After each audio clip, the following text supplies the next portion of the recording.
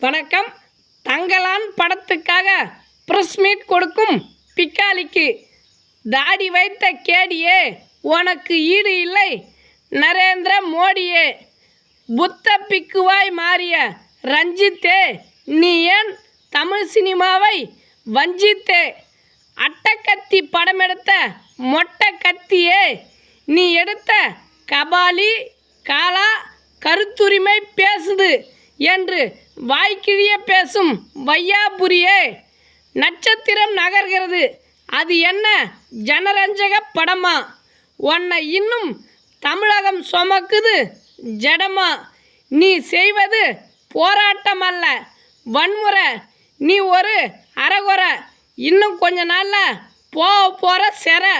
பார்த்து பேசு அண்ணா. உன் பேச்சை கேட்டால் நாங்கள் போயிடுவோம் மண்ணா. நன்றி.